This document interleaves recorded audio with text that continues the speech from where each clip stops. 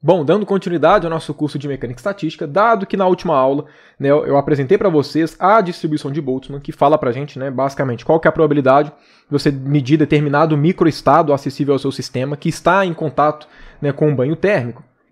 Qual que seria o caminho natural para a gente fazer aqui agora, dado a premissa do nosso curso aqui de Mecânica Estatística e dado a forma como a gente construiu o ensemble microcanônico. Né, a sequência natural seria eu apresentar para vocês aqui como é que é feito o limite termodinâmico. Né, afinal de contas, a gente está fazendo essa descrição estatística para descrever termodinamicamente os sistemas físicos a partir de primeiros princípios, né, por considerações estatísticas.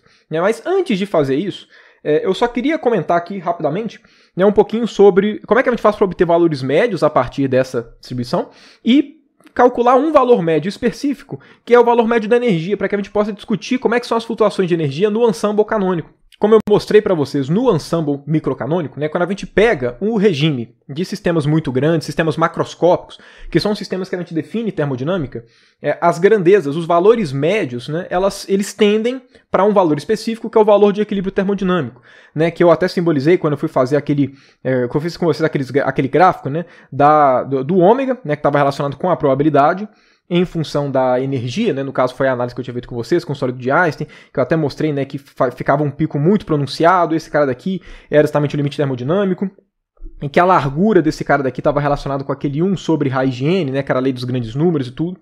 Enfim, no ensemble microcanônico, eu mostrei para vocês o limite termodinâmico surgindo naturalmente, né, mostrando que a probabilidade convergia de fato, né, para os valores que a gente media na termodinâmica, que eram valores precisos, né, do equilíbrio termodinâmico, porque as flutuações eram muito pequenas.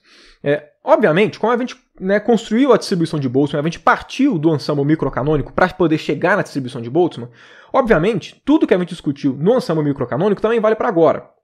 Né, independente se a probabilidade é essa daqui, né, ou proporcional ao número de microestados, porque o seu sistema é isolado, independente de qualquer coisa, o limite termodinâmico ele segue a mesma coisa que a gente seguiu, que a gente fez, né, exatamente na última aula, né, de ensemble microcanônico. Por quê? Porque toda a consideração estatística que a gente construiu na última aula aqui, né, para poder chegar na distribuição de Boltzmann e tudo, ela partiu da onde? Ela partiu da consideração do ensemble microcanônico.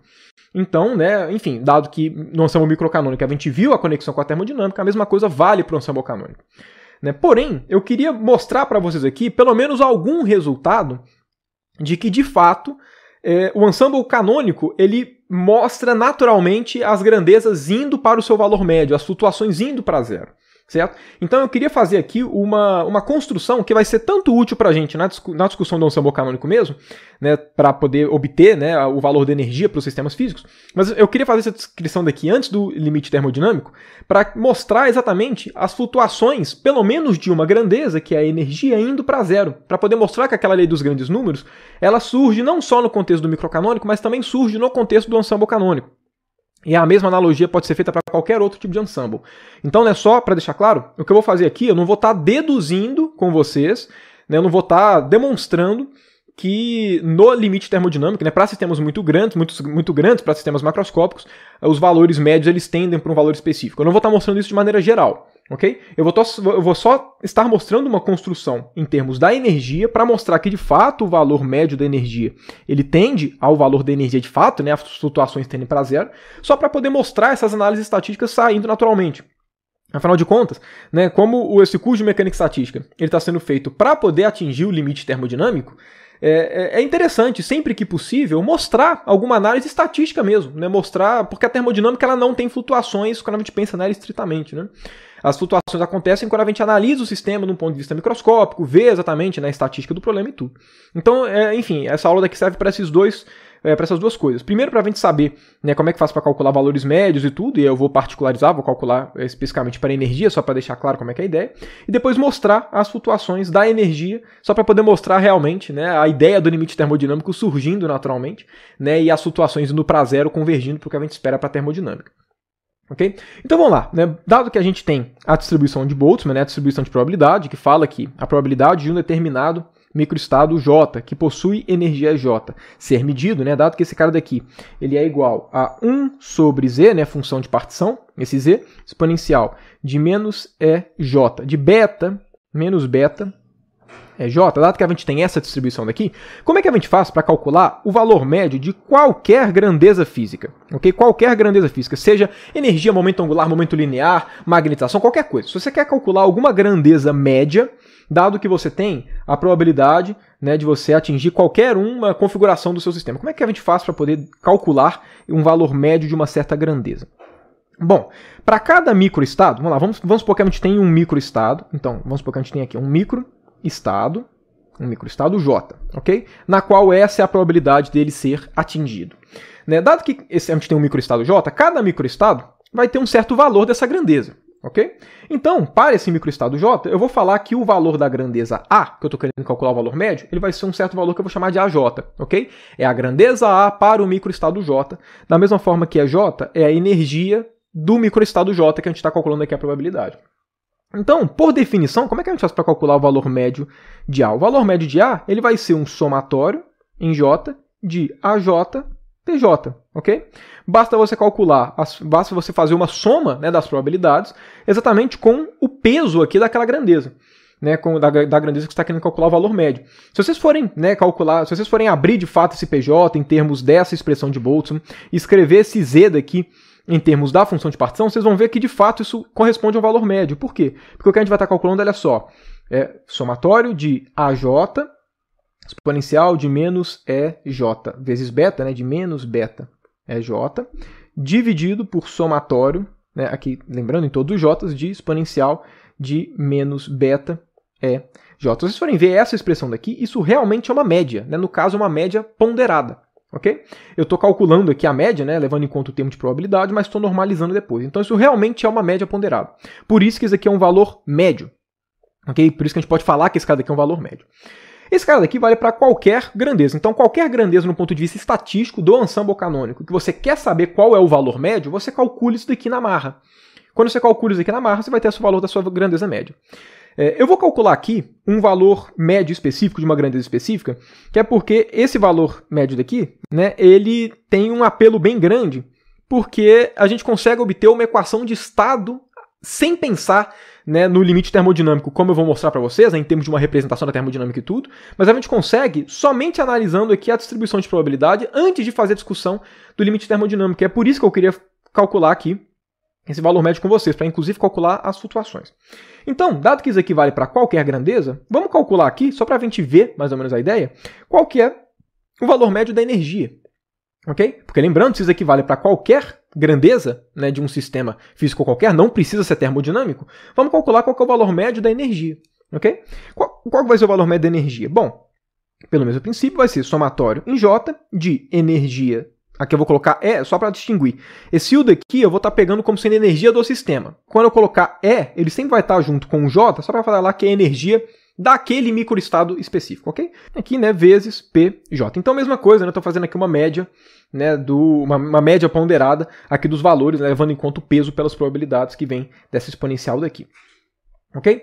Enfim, esse cara daqui, vamos escrever de uma maneira, né, mais completa, vai ser o quê? Vai ser somatório em J de EJ, exponencial de menos beta EJ, dividido por somatório em J de exponencial de menos beta EJ.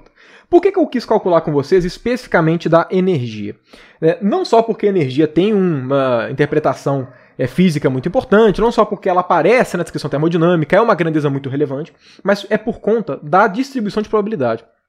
Perceba, quando a gente coloca esse A aqui, se a gente coloca o A igual a energia, perceba que a energia ela aparece tanto na frente da exponencial quanto no argumento, ok?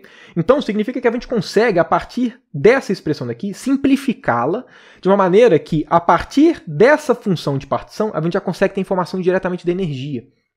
Okay? Por isso que eu estou calculando também o valor médio da energia.